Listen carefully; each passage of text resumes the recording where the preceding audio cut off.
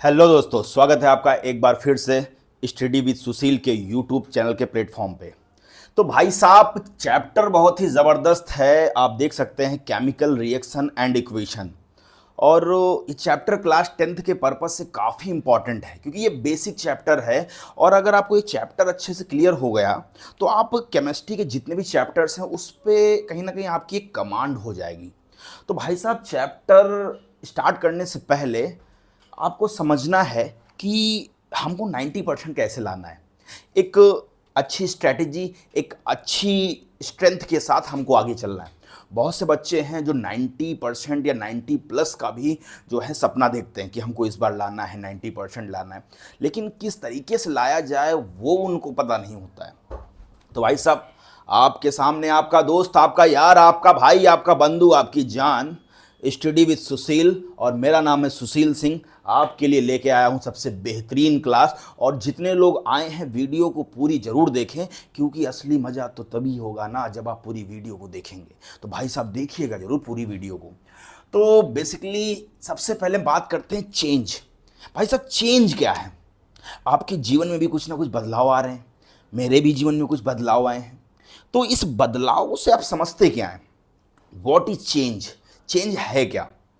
देखिए, कंटिन्यूसली हमारे सराउंडिंग में बहुत सारे चेंजेस होते रहते हैं। डेली लाइफ में चेंजेस हो रहे हैं, लेकिन हम उस चेंजेस को समझ नहीं पाते कि किस टाइप का चेंज हुआ। कुछ तो हैं जो सिंपल फिजिकल चेंज होते हैं, जैसे आपने घर पे ही वो चीज़ें देखी होंगी कि बर्फ़ का जो है वाटर में मेल्ट हो जाना। भाई बर्फ़ है, वो मेल्ट होके वाटर बन गया। सेकंड, आपने देखा होगा वाटर को बहुत ज़्यादा बॉईल करते हैं तो वो स्टीम में कन्वर्ट हो जाता है। तो और आपने देखा होगा कि जो वैक्स है उसको भी हम बर्न करते हैं तो उसमें भी कहीं ना कहीं चेंजेस हो रहे हैं। या आप ही की बात करें तो आप जब बचपन में थे तो काफ़ी स्मार्ट थे, लेकिन अब जब जैसे जैसे बड़े हो गए तो थोड़े खूंखार हो गए। तो चेंजेस हो रहे हैं, चाहे वो फिजिकली हो या केमिकली। केमिकली की बात करें तो आपकी बॉडी के अंदर बहुत सारे चेंजेस हो रहे हैं। आप बैठे हैं, लगातार चेंजेस हो रहे हैं। तो चेंजेस का मतलब होता क्या है एग्जैक्टली? एक वर्ड में अगर मैं आपको बताऊं तो जो एनर्जी है या जो मैटर है वो एक स्टेट से अगर दूसरे स्टेट में ट्रांसफर हो रही है तो बस उसी को हम बोलते हैं चेंज। अब वो चाहे फिजिकली हो रहा हो या केमिकली हो रहा हो। तो और भी एग्जांपल मैं दे दूं, जैसे मैं पहले बचपन में काफ़ी ज़्यादा स्मार्ट था, अब थोड़ा सा पिंपल्स वगैरह आ गए, तो ये भी एक टाइप का चेंजेस है। वरना मैं किसी शाहरुख खान से कम थोड़ी हूँ। तो शाहरुख खान हूँ मैं अपने आप में, और तुम भी शाहरुख खान हो।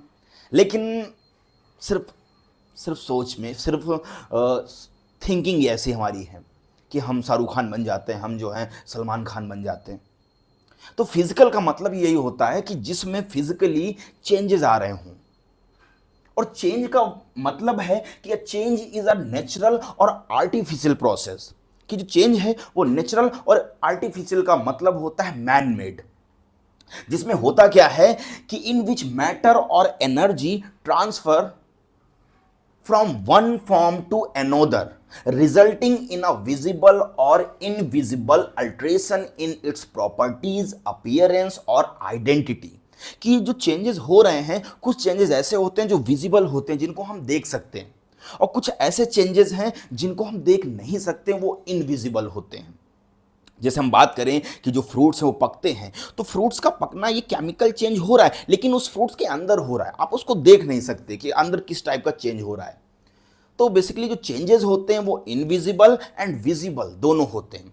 तो बेसिकली चेंजेस का मतलब क्या होता है? A change is a natural और artificial process in which matter और energy transform from one form to another, resulting in a visible और invisible alteration in its properties, appearance और आइडेंटिटी। तो आप समझ गए होंगे कि चेंजेस का मतलब क्या होता है।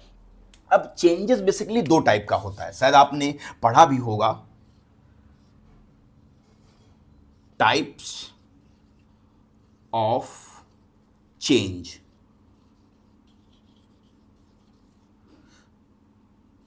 तो जो चेंज होता है, चेंजेस कर लेते हैं, टाइप्स ऑफ चेंजेस। तो टाइप्स ऑफ चेंजेस में आप दो तरीके के चेंजेस देखेंगे। अभी मैंने बात किया, एक तो होता है फिजिकल चेंज, जिसमें फिजिकली या टेम्परेरी कुछ चीज़ें चेंज हो रही हैं, चाहे उसकी स्टेट को हम लेकर बात करें या उसकी हम शेप को लेकर बात करें या हम बात करें उसके स्टेट हो गया, शेप हो गया, साइज हो गया, है ना। तो ये टेम्परेरी चेंज की बात कर रहा है और एक ऐसा चेंज है जो रिवर्सिबल हो सकता है, होता भी है। तो उसको हम बोलते हैं फिजिकली चेंज। कि जैसे मैं आपके आसपास के एग्जांपल्स लूं, तो अगर आपने किसी पेपर को फोल्ड कर दिया, तो पेपर को फोल्ड कर रहे हैं आप, तो वो एक टाइप का फिजिकल चेंज हुआ, क्योंकि उसमें कोई कोई न्यू प्रोडक्ट नहीं बन रहा है, ना ही कोई जो है आप न्यू सब्सटेंस फॉर्म कर पा रहे हैं। जबकि फिजिकली की बात करें हम, तो फिजिकली में सपोज मैं एक पेपर ले लूं या कुछ भी ले लूं, तो इस पेपर को अगर मैं फोल्ड कर रहा हूं तो ये कुछ टाइम के लिए फोल्ड हो रहा है और जैसे ही मैं इसको छोड़ रहा हूं वो ऑटोमेटिक अपने शेप में आ गया। तो फिजिकल का मतलब होता है टेम्परेरी चेंज होना, परमानेंट कोई चीज़ नहीं बनती कि वो हमेशा के लिए बन गई। जैसे सेकंड एग्जांपल लें हम, मेल्टिंग ऑफ वैक्स की बात करें, तो आप वैक्स को मेल्ट करते हो तो इसका मतलब ये नहीं कि भाई वैक्स को मेल्ट किया तो कुछ सोना चांदी बन गया या कोई नई चीज़ बन गई। वो मेल्ट होता है लेकिन वो जो सब्सटेंस है तो सेम ही रहता है। ऐसा नहीं कि कुछ मेल्ट करने के बाद वो जो है अभी तो वैक्स था फिर जाके कोई दूसरी चीज़ बन गई। हाँ, शेप चेंज हुआ, टेम्परेरी चेंज हुआ उसमें, लेकिन कोई न्यू सब्सटेंस फॉर्म नहीं हो रहा है। तो बस उसी को बोलते हैं हम लोग फिजिकल चेंज। तो चेंज की बात करें तो ये दो टाइप का होता है। पहला तो आपका होता है physical change, physical change. Second आपका होता है केमिकल चेंज।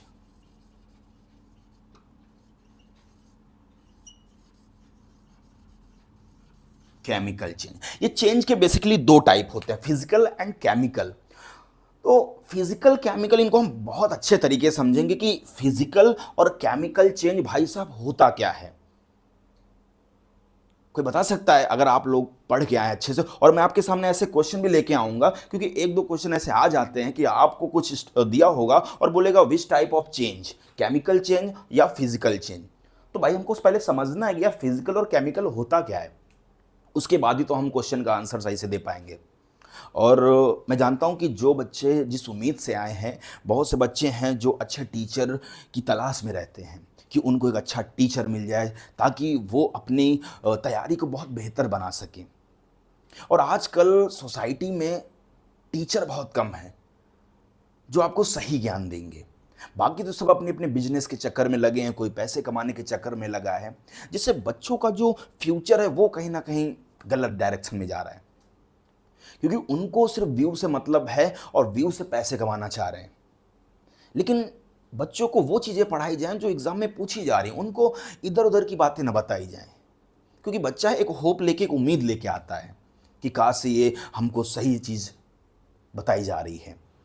अभी वो इतना मैच्योर थोड़ी होता है कि जो है चीज़ें समझ पाए कि क्या सर पढ़ा रहे हैं, क्या नहीं पढ़ा रहे हैं, सही पढ़ा रहे हैं, गलत पढ़ा रहे हैं। तो मैं जानता हूं कि आप जिस उम्मीद, जिस आशा से आए हैं, उसको मैं आपका भरोसा नहीं तोड़ूंगा, मैं आपकी उम्मीद पे खड़ा उतरूंगा, क्योंकि मैं चाहता हूं कि आपने जो टारगेट सेट किया है 90%, मैं पूरी कोशिश करूंगा कि आपको 90+ मार्क्स गेन कराऊं। तो बस आप एक बार मेरी वीडियोस को अच्छे से देखना और खुद ही आप इस समझ लेंगे कि मेरे वीडियो में क्या खास है, क्या चीज़ें हैं। और ये लेक्चर लेने के बाद आप कोई भी क्वेश्चन कीजिए, किसी भी बुक को उठाइए। अगर आपसे 90% क्वेश्चन सॉल्व नहीं हो रहे हैं तो मैं खुद ही कह रहा हूँ कि आप इस चैनल को अनसब्सक्राइब करके आप चले जाइए, आप मेरी वीडियोज़ को मत देखना। बस एक बार इस पूरी वीडियो को आप देख लीजिए ताकि मैं भी अपने आप को एक्सप्रेस कर सकूं, मैं भी अपनी चीज़ों को आपके सामने रख सकूं, है ना। तो चलिए फिलहाल तो फिजिकल चेंज की बात करते हैं। तो फिजिकल चेंज है ये जो एक टेम्परेरी चेंज है एंड रिवर्सिबल है, जिसमें कोई भी न्यू सब्सटेंस फॉर्म नहीं होता है, तो उसको हम लोग बोलते हैं physical change. Physical change is a temporary और reversible and no new substance formed. तो इतना भी आप बोल सकते हैं कि फिजिकल चेंज जो है हमारा एक टेम्परेरी चेंज है जिसमें कोई भी न्यू सब्सटेंस फॉर्म नहीं होता है। सेकंड, केमिकल चेंज की बात करें तो केमिकल चेंज जो होता है ये केमिकली इसमें चेंजेस हो रहे हैं। मतलब इसमें कोई सब्सटेंस है वो न्यू सब्सटेंस में फॉर्म हो रहा है और उसकी जो प्रॉपर्टी है वो टोटली डिफरेंट है। जो आपके पास ओरिजिनल सब्सटेंस है और जो केमिकल रिएक्शन के बाद जो चीज़ बनी तो उसकी प्रॉपर्टी एकदम डिफरेंट होगी। और ये जो है एक परमानेंट चेंज है, यानी कि आपने अगर केमिकल चेंज किया तो वो दोबारा उसको हम रिवर्स कर सकते हैं। जैसे अगर हम बात करें melting of burning of paper, paper को आप जला रहे हैं तो जलने के बाद जो एसेस बचता है, जो राख बचती है, उस राख से आप दोबारा पेपर नहीं बना सकते। ये रिवर्सिबल नहीं है, इरिवर्सिबल होता है और परमानेंट चेंज है। और आप देख भी रहे हैं कि अगर हम कोई चीज बर्न कर रहे हैं तो हमेशा न्यू सब्सटेंस फॉर्म होता है, तो उसको हम बोलते हैं chemical change. A chemical change is a permanent और irreversible change and one or more new substance are formed with different properties। जो बनेगा वो उसकी प्रॉपर्टी अलग होगी। तो अभी तक तो हमने आपको बहुत चीज़ें बताई हैं, हालांकि ज़्यादा तो नहीं, लेकिन आपको चेंजेस तो पता ही चल गया होगा कि चेंजेस होता क्या है। और हमारे जीवन में भाई साहब बहुत चेंजेस हो रहे हैं, तो चेंजेस तो आपने समझ लिया। और बहुत का मतलब दो ही टाइप के आपने देखे होंगे, या तो आपने फिजिकल चेंजेस देखा होगा या केमिकल चेंजेस। अब एग्जैक्टली में हमको पढ़ना है केमिकल चेंज, और चैप्टर का नाम ही है केमिकल रिएक्शन एंड इक्वेशन। तो इसको हम और डिटेल में जाके अच्छे से देखेंगे कि केमिकल रिएक्शन क्या होता है और केमिकल रिएक्शन के टाइप्स क्या होते हैं। और पहले तो कुछ एग्जाम्पल के थ्रू हम समझेंगे कि आपके घर में भी छोटे छोटे एग्जाम्पल्स मिल जाते हैं, तो आपके घर से हम कुछ एग्जाम्पल्स उठाएंगे। तो चलिए आगे की जो है जर्नी हम ऐसे ही जारी रखेंगे। आई होप कि आपको वीडियो पसंद आ रही होगी, और पसंद आई है तो लाइक कीजिए, सब्सक्राइब कीजिए और छोड़ के मत जाइएगा दोस्तों। बहुत ही मेहनत से पढ़ाऊँगा, भले ही मेरा पसीना निकले लेकिन आपका पसीना नहीं निकलने दूंगा, ये मैं आपसे वादा करता हूँ। आपको चीज़ें ढूंढने की ज़रूरत नहीं है, सारी चीज़ें मैं आपके लिए लेके आऊँगा और एकदम ऑथेंटिक और एकदम बेस्ट चीज़ लेके आऊँगा, जिससे आपका दिल जो है खुशी के मारे भर ही जाएगा दोस्तों। तो चलिए, तो भाई साहब आप लोगों ने देखा कि मैं बात कर रहा था फिजिकल और केमिकल चेंज की। आई होप कि आपको कुछ चीज़ें क्लियर हुई होंगी, नहीं हुई तो इनको हम थोड़ा और अच्छे से आपको बताएंगे, क्योंकि एग्ज़ाम में अक्सर ऐसे क्वेश्चंस आते हैं। आपसे डायरेक्टली पूछा जाएगा कि कौन सा फिजिकल चेंज है, कौन सा केमिकल चेंज है। एक बार मैं हल्का सा थोड़ा सा आपको बता भी देता हूँ कि फिजिकल का मतलब होता है जो फिजिकली चेंज हो। जैसे मैं अगर बात करूँ एक रबड़ बैंड की, अगर आप किसी रबड़ बैंड को खींचते हैं तो उसका शेप एंड साइज कुछ टाइम के लिए जो है चेंज हो जाता है, बट ऐसा नहीं कि रबड़ खींचने पर वो कुछ और चीज़ बन गई, रहता रबड़ ही है। तो उसकी फिजिकल स्टेट में चेंज हो रहा है, बट केमिकली कोई चेंज नहीं हो रहा है। जैसे हम बात करें कि आप पहले बहुत अच्छे थे, हैंडसम थे, बड़े बड़े बाल थे, लेकिन अब क्या है, आप गंजे हो गए, सर पे बाल नहीं रहे, उजड़ा चमन बन गए। तो इसको बोलते हैं फिजिकल चेंज, क्योंकि फिजिकली चेंजेस आ रहे हैं आपके अंदर। आप पहले बचपन में बहुत स्मार्ट थे, एकदम हीरा बाबू थे, लेकिन अब देखें तो धूप के कारण आप काले पड़ गए, या आप जो हैं थोड़े से खूंखार हो गए। तो ये भी एक चेंजेस है, तो इसको हम बोलते हैं फिजिकल चेंज। हंसिएगा नहीं, क्योंकि चीज़ें समझनी है हमको।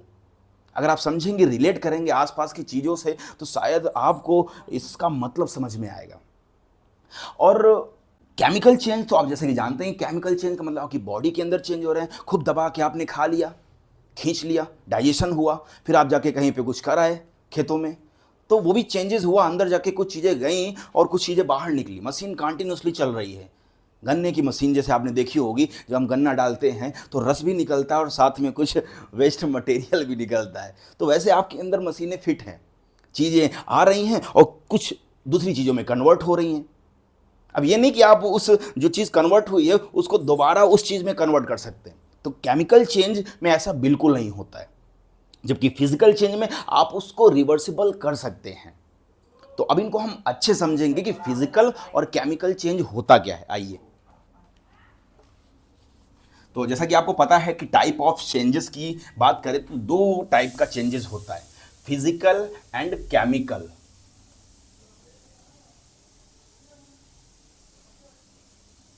भाई साहब थोड़ा सा जो है आप दिल थाम के बैठिएगा, चीजें कॉन्सेप्ट एकदम क्लियर रहेगा।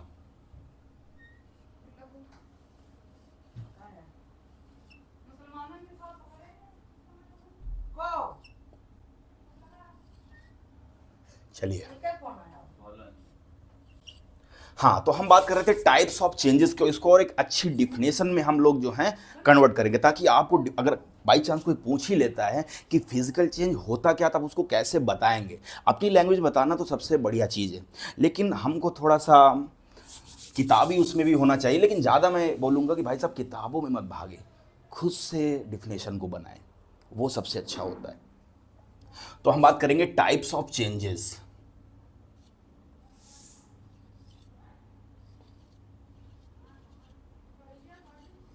ऑफ चेंज, तो टाइप्स ऑफ चेंज में सबसे पहले हम पढ़ेंगे फिजिकल चेंज।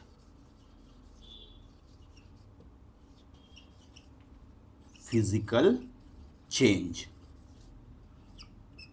तो अभी मैंने बोला कि फिजिकल चेंज का मतलब होता है कि कोई भी चीज टेम्परेरी चेंज हो रही है, इस अपनी स्टेट को लेके, अपने शेप को लेके, अपने साइज को लेके, अपने अपीयरेंस को लेके, है ना। और कोई भी जो है न्यू सब्सटेंस फॉर्म ना हो, बस आपको इतना माइंड में रखना है कि कोई भी नया सब्सटेंस फॉर्म नहीं होगा, तो उसको हम बोलेंगे physical change. A physical change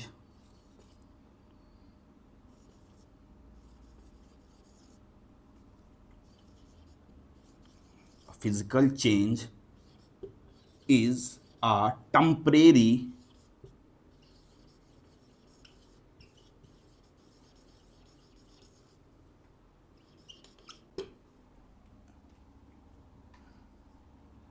temporary change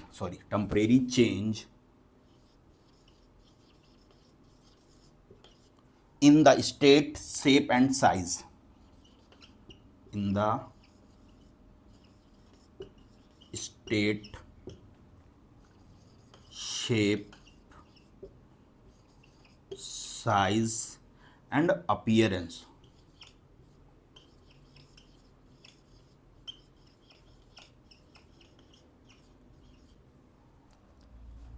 without formation of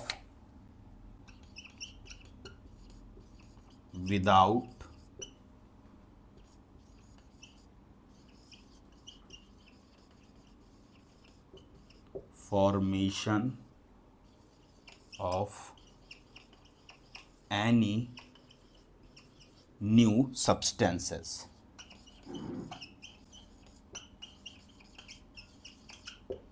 तो आपके सामने डिफिनेशन लिखी हुई है कि a physical change is a temporary change in the state, shape, size और appearance without the formation of any new substance. मतलब ये एक टेम्परेरी चेंज होता है और जिसमें कोई भी न्यू सब्सटेंस फॉर्म ना हो, तो उसको हम बोलते हैं फिजिकल चेंज। अगर हम एग्जाम्पल की बात करें, क्योंकि चीज़ें एग्जाम्पल से ज़्यादा समझ में आती हैं, अगर हम एग्जाम्पल बात करें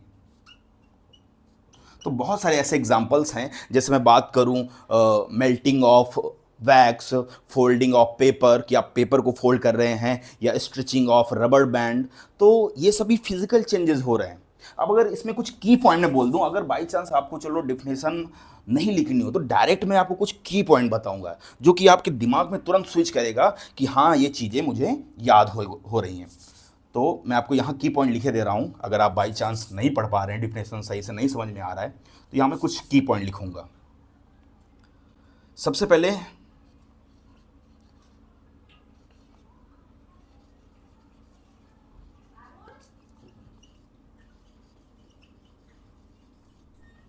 तो फिजिकल चेंज में आपको क्या याद रखना है? सबसे पहले याद रखना है, पहला पॉइंट, पॉइंट वाइज ही बता रहा हूं आपको, no new substance, no new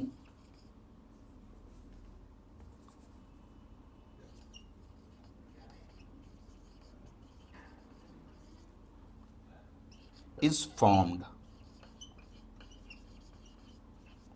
कोई भी नया सब्सटेंस फॉर्म नहीं होगा। Second, the change is usually temporary and reversible. तो ये भी आपको याद रखना है कि जो चेंज होगा वो आपका टेम्परेरी और रिवर्सिबल होगा। अ change is usually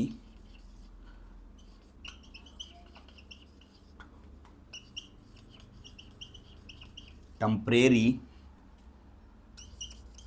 and reversible. और थर्ड पॉइंट आप लिख दीजिएगा कि जो थर्ड पॉइंट होगा इसमें, देखिए पहला पॉइंट तो आप साफ साफ दिख रहा है आपको कि no new substance is form, कोई नया सब्सटेंस बनेगा ही नहीं क्योंकि फिजिकल चेंज हो रहा है। Second, a change is usually temporary and reversible, कि ये जो है टेम्परेरी होगा, परमानेंटली कोई चीज चेंज नहीं होगी, और ये रिवर्सिबल भी हो सकता है कि अगर कोई चीज़ आपने कैंडल को मेल्ट किया तो मेल्ट करने के बाद उसको दोबारा आप कैंडल की शेप में ला सकते हैं, तो ये रिवर्सिबल है ना। तो ये 2 पॉइंट आपको याद रखने हैं। और अगर मैं बात करूं तीसरे पॉइंट की, तो आपको 3 पॉइंट तो याद ही रखने हैं कि इसमें चेंजेस क्या होगा। इसमें चेंजेस होगा उसका शेप, साइज, स्टेट और अपीयरेंस, है ना। तो ये तीसरा पॉइंट भी आप ऐड कर सकते हैं कि ओनली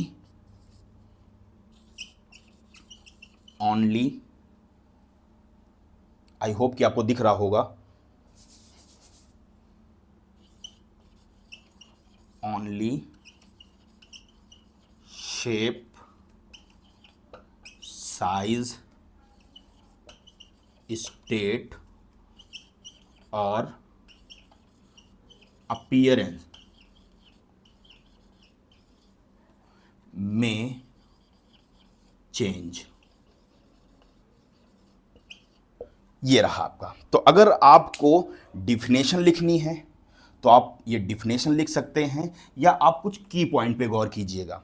तो ये कुछ की पॉइंट हैं जो आपको डायरेक्टली आपके माइंड में स्विच कर जाएंगे कि हाँ फिजिकल चेंज होता क्या है ना। अब हम बात करते हैं केमिकल चेंज की, जो हमारा सेकेंड टाइप है केमिकल चेंज।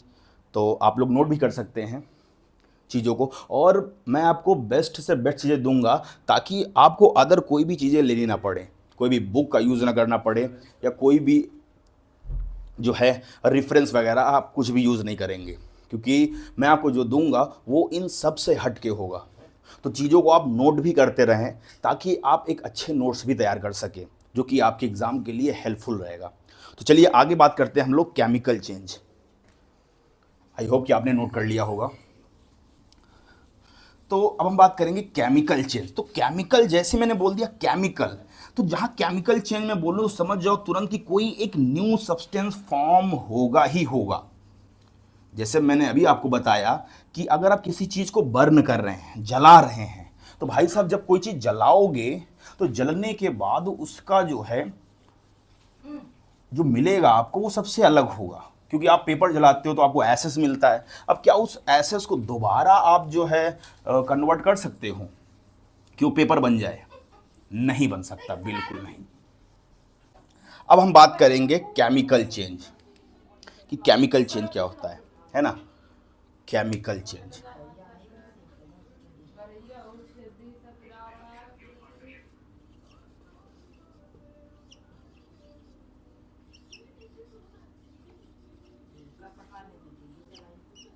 चलिए केमिकल चेंज की बात करें तो जहां पे केमिकली कोई चेंजेस हो, या कोई सब्सटेंस है वो परमानेंटली चेंज हो रहा है किसी न्यू सब्सटेंस में, तो बस तुरंत ही आप समझ जाइए कि भाई साहब केमिकल रिएक्शन हो रहा है या केमिकल चेंज हो रहा है। जैसे अगर मैं डिफिनेशन की बात करूं तो आ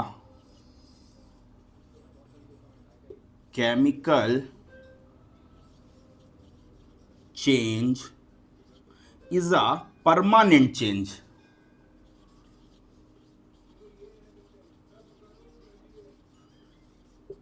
परमानेंट एंड आप बोल सकते हैं irreversible.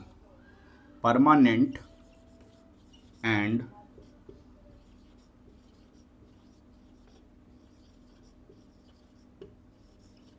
Sibal transformation.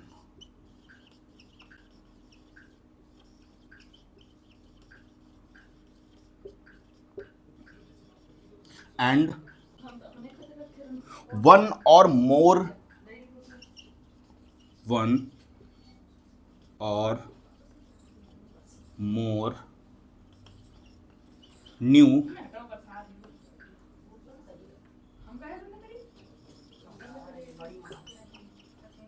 substance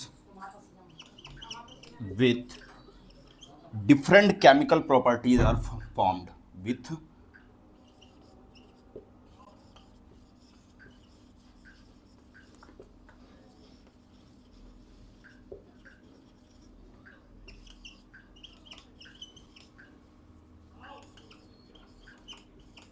these are formed। चलिए ये रही आपकी डिफिनेशन। तो केमिकल चेंज का मतलब होता है अ chemical change is a permanent and irreversible, है ना, कि ये जो आपका परमानेंट और इरिवर्सिबल ट्रांसफॉर्मेशन है, कि इसमें होगा क्या कि वन और more new substance with different chemical properties are formed, कि इसमें एक या एक से ज़्यादा जो है न्यू केमिकल सब्सटेंस फॉर्म होंगे। अगर मैं कुछ की पॉइंट की बात करूं, क्योंकि की पॉइंट सबसे अच्छे होते हैं अगर आपको इस लैंग्वेज से बेहतर और अच्छा करना है, तो मैं आपको कुछ की पॉइंट बता रहा हूं। तो आप ये भी लिख सकते हैं इन, हैं, तो बात करें हम इन केमिकल चेंज की, है ना। सो आई होप कि आपको दिख रहा होगा, ये चीज़ दिख रही है आपको। तो फिलहाल चलिए, मैं नहीं दिख रहा हूँ तो कोई बात नहीं, लेकिन आपको चीज़ें दिखनी चाहिए। इन केमिकल चेंज, तो केमिकल चेंज में क्या करना है, सबसे पहले a new substance is form, जहां पर भी कोई एक नया सब्सटेंस फॉर्म हो जाए तो भाई साहब वो केमिकल चेंज है, डेफिनेटली वो केमिकल चेंज है। तो पहला पॉइंट आप बोल सकते हैं a new substance is formed. Second point कि ये जो चेंज होगा ये यूजुअली परमानेंट और इरिवर्सिबल होगा, है ना। जो भी चेंज होगा वो हमेशा के लिए वो चेंज है, आप उसको दोबारा उसी स्टेज में नहीं ला सकते हैं। तो ये परमानेंट चेंज और इरिवर्सिबल चेंज है। The change is usually permanent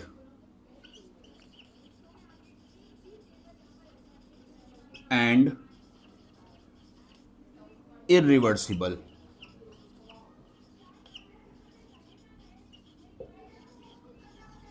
second third point इसमें जो होगा कि इसमें जब आप कोई चेंजेस करेंगे, केमिकल चेंजेस, तो हो सकता है उसमें हीट इन्वॉल्व हो सकता है उसमें कलर चेंज हो सकता है उसका टेम्परेचर इंक्रीज हो जाए, या हो सकता है प्रेसिपिटेट फॉर्म हो।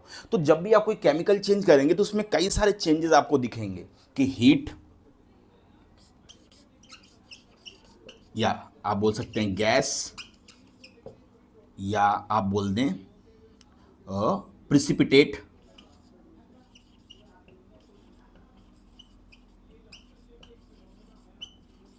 और आप बोल सकते हैं कलर चेंज।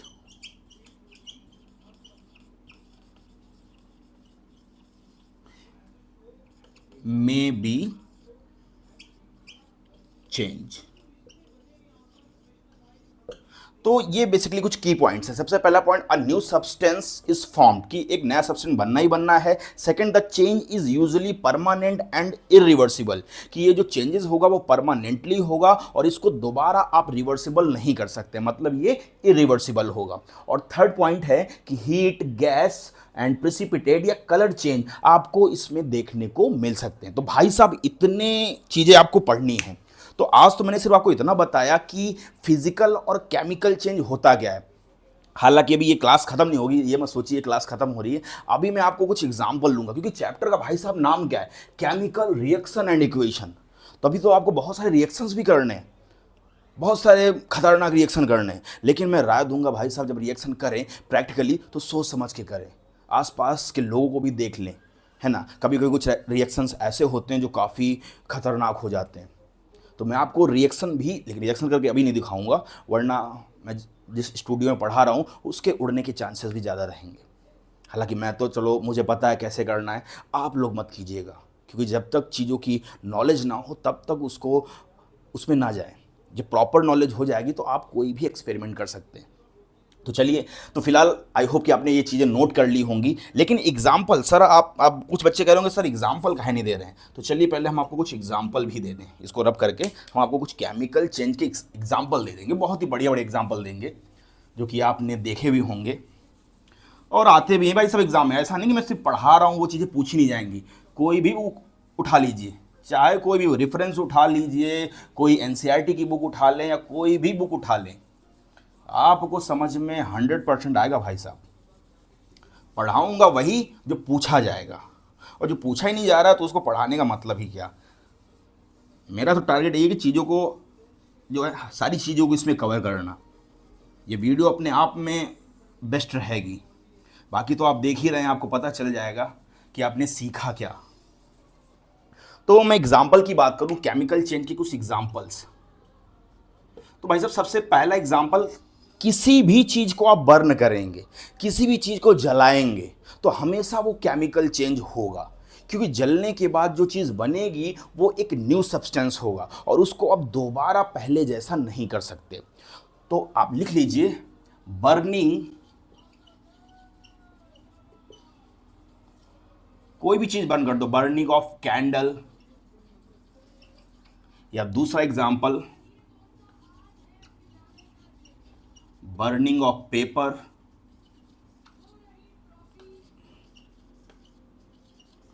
या तीसरा burning of iron,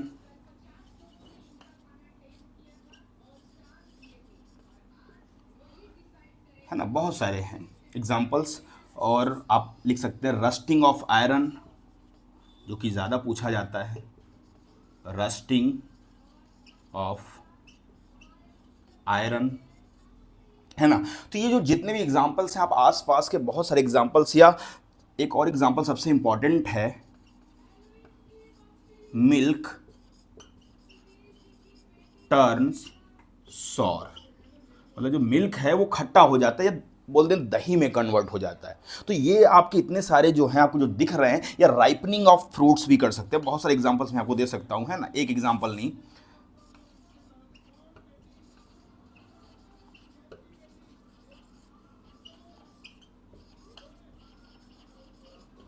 ripening of fruits, तो आपके सामने बहुत सारे एग्जांपल्स दिख रहे हैं कि burning of candle, burning of paper, burning of iron, rusting of iron, milk turns sour और राइपनिंग ऑफ फ्रूट्स। तो ये एग्जाम्पल्स के थ्रू आप समझ जाएंगे कि हाँ इसमें केमिकल चेंजेस हुआ। क्योंकि अगर आप किसी चीज़ को जलाएंगे, भाई पेपर को जलाया, आप समझ गए होंगे, बार बार उसको रिपीट नहीं करना चाह रहा हूँ, जलने के बाद भाई साहब उसको दोबारा पेपर नहीं बना सकते।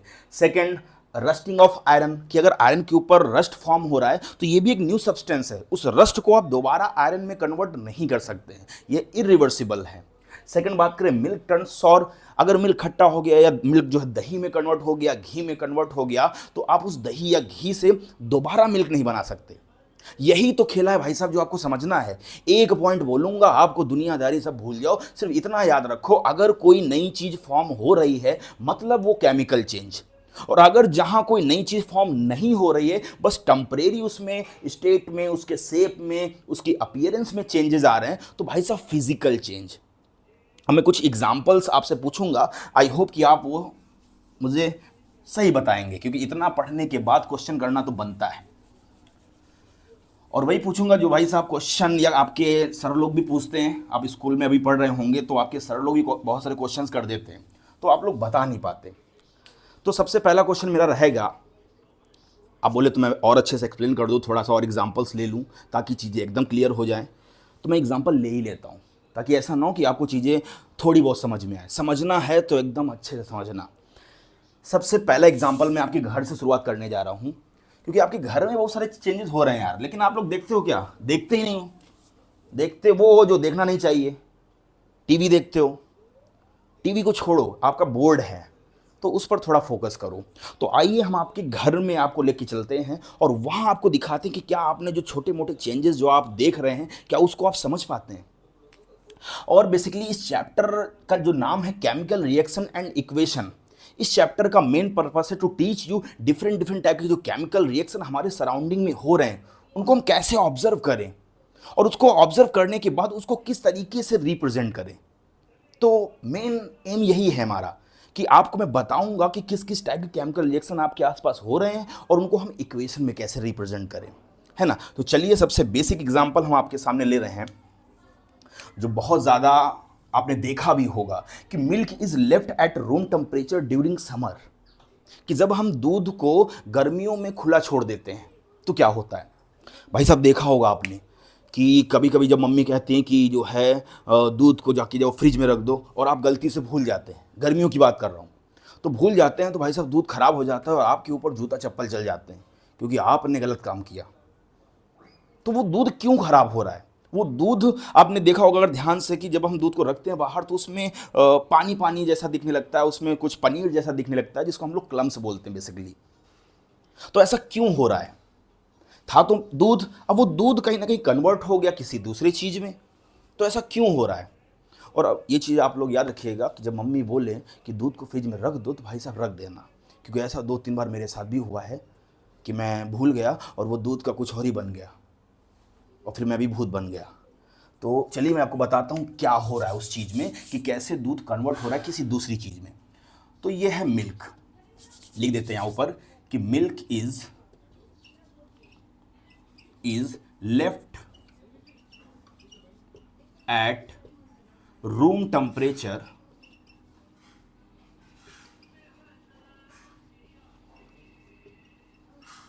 ड्यूरिंग समर,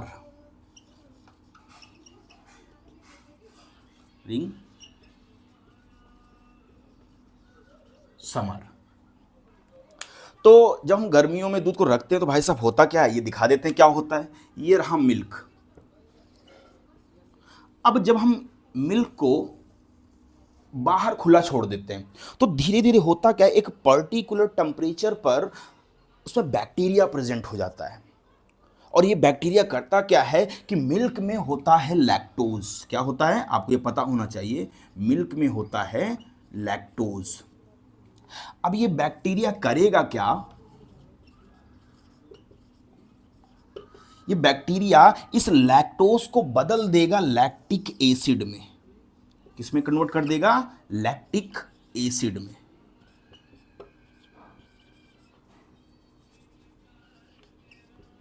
एसिड में, जिससे कि जो मिल्क है वो कन्वर्ट हो जाता है कर्ड में। अब हमारे पास इनिशियल सब्सटेंस जो था वो मिल्क था, लेकिन अब वो कन्वर्ट हो गया है कर्ड में, है ना। आप देख सकते हैं कर्ड में। अब क्यों कन्वर्ट हो रहा है? क्योंकि हमने मिल्क को रूम टेम्परेचर पे, कमरे के ताप पे बाहर रख दिया, जिससे कि हुआ क्या, एक पर्टिकुलर टेम्परेचर में वहाँ बैक्टीरिया की ग्रोथ ज़्यादा हो गई। और वो बैक्टीरिया ने किया क्या कि मिल्क में प्रेजेंट लैक्टोज को बदल दिया लैक्टिक एसिड में, जिससे कि हमारा मिल्क कन्वर्ट हो गया कर्ड में। अगर आपसे ये भी पूछ ले कि जो हमारा कर्ड होता है वो सॉर इन टेस्ट होता है बिकॉज ऑफ उस कर्ड में प्रेजेंट है लैक्टिक एसिड। और ज़्यादा कोई बच्चा होशियारी दिखा है, कुछ ज़्यादा ही एडवांस हो और आपसे पूछ ले कि कौन सा बैक्टीरिया है जो मिल्क को कर्ड में कन्वर्ट करता है, तो उस बैक्टीरिया का नाम है लैक्टोबैसिलस। इसका आपको नाम भी याद रखना है। आगे अगर आप नीट या जेई की प्रिपरेशन कर रहे हैं तो मेरी वीडियो सिर्फ बोर्ड के लिए नहीं है, आपको जेई और मेंस के लिए तैयार कराना। जो नीट या जेई एग्ज़ाम आप तैयारी कर रहे होंगे, आई होप कि आप जब उस स्टैंडर्ड पर पहुंचते हैं तो बच्चा पहले से ही थोड़ा समझदार हो जाता है कि उसको क्या करना है ना। तो ये वीडियो उस एग्ज़ाम के लिए भी बहुत ज़्यादा हेल्पफुल है। और मैं तो वही सोच के पढ़ा रहा हूँ कि बोर्ड तो क्लियर होगा ही आपका, साथ ही में आप अगर नीट या जेई का एग्ज़ाम भी देना चाह रहे हैं तो यहाँ से भी जो क्वेश्चंस आएंगे आप हेल्पफुल रहेंगे आपके लिए, है ना। तो उस बैक्टीरिया का नाम है लैक्टोबैसिलस बैक्टीरिया, और ये लैक्टोबैसिलस मिल्क में प्रेजेंट लैक्टोज को बदल देता है लैक्टिक एसिड में, है ना, जिससे जो है आपका कर्ड खट्टा हो जाता है। तो इनिशियल सब्सटेंस मिल्क था, वो बदल गया कर्ड में। अब क्या कर्ड से आप दोबारा मिल्क में कन्वर्ट कर सकते हो? बिल्कुल नहीं। अगर ऐसा होता तो दूध से दही से फिर आप दूध बना देते, है ना, तो चमत्कार ही हो जाता। तो ये रिवर्सिबल बिल्कुल नहीं है ना। तो ये पहला एग्जाम्पल आपका जो कि आपने अपने घर में देखा होगा। सेकंड एग्जाम्पल लेते हैं, आपके घर का एग्जाम्पल लेंगे। आपने बहुत ज़्यादा ग्रेप्स खाए होंगे, अंगूर खाए होंगे, है ना, और अंगूर को सड़ते हुए भी देखा होगा। तो जब आप चलो लिख के ही बता देते हैं, ऐसे कहाँ समझेगा। और ये नोट करते रहिए आपके लिए, और जितना डायग्रामेटिक आप लिख सकते हैं, जितनी अच्छे तरीके से आप कॉपी में लिखेंगे, नंबर उतने ही अच्छे आपको मिलेंगे। तो चलिए बात करते हैं अगले एग्जाम्पल की। सॉरी, सेकेंड एग्जाम्पल है हमारा कि ग्रेप्स गेट फर्मेंटेड। फर्मेंटेड का मतलब होता है भाई साहब जब कोई चीज सड़ने लगे, है ना, उसको बोलते हैं फर्मेंट होना। तो सेकेंड एग्जाम्पल हम लोग लेंगे, grapes get fermented. Second example,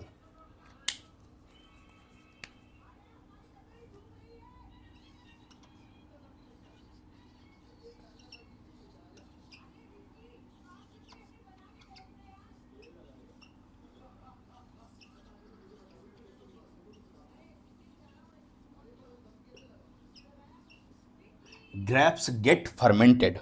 तो होता क्या है, आपने शायद देखा होगा आसपास की फैक्ट्रियों में अक्सर, या जो लोग दारू, अल्कोहल, वाइन, विक्सी, रम, ये सब जो पीते होंगे, या जो है बियर टाइप का कुछ, तो उनको पता होगा कि ये चीज़ें बनती कैसे हैं।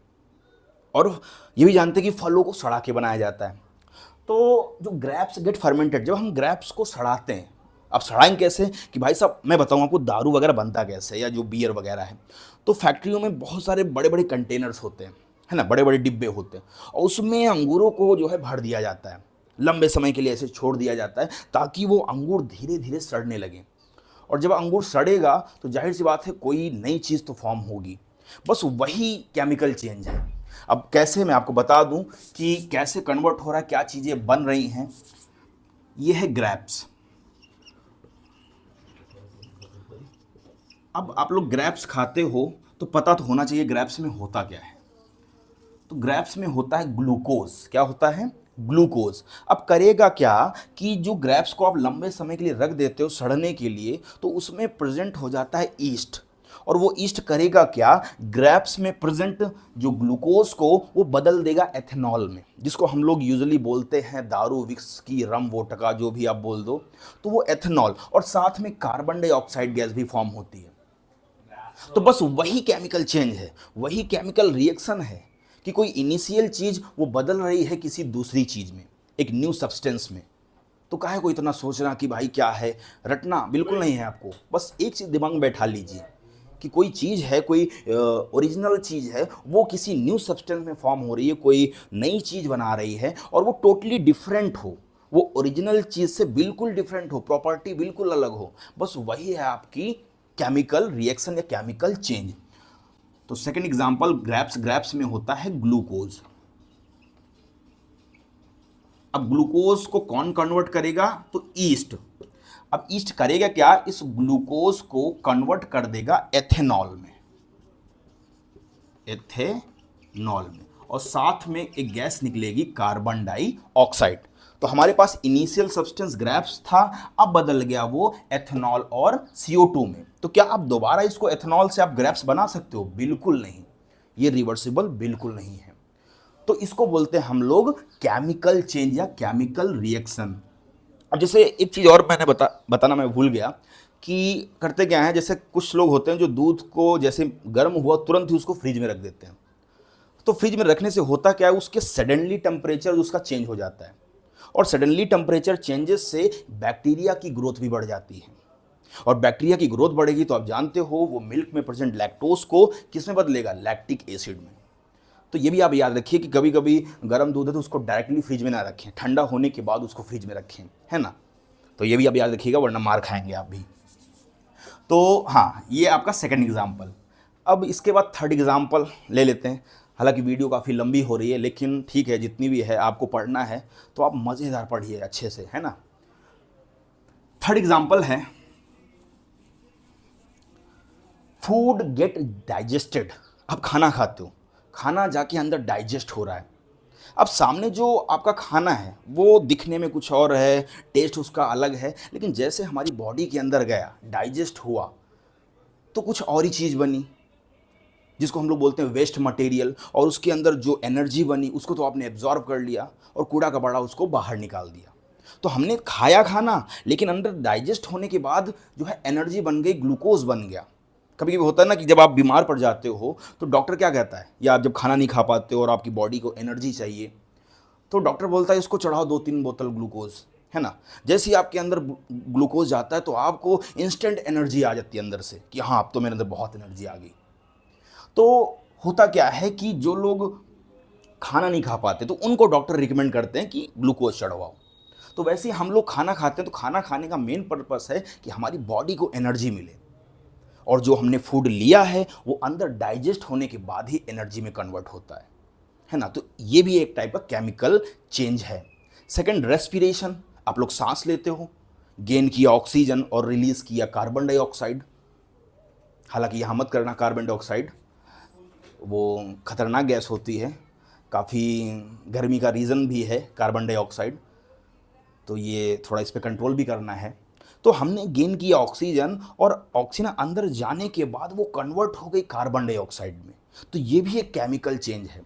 तो आज की क्लास हम यहीं तक रखेंगे। आई होप कि आपको पसंद आई होगी ये क्लास, और इसके आगे की वीडियो आप ज़रूर देखिएगा जो कि आपको कल ही मिल जाएगी।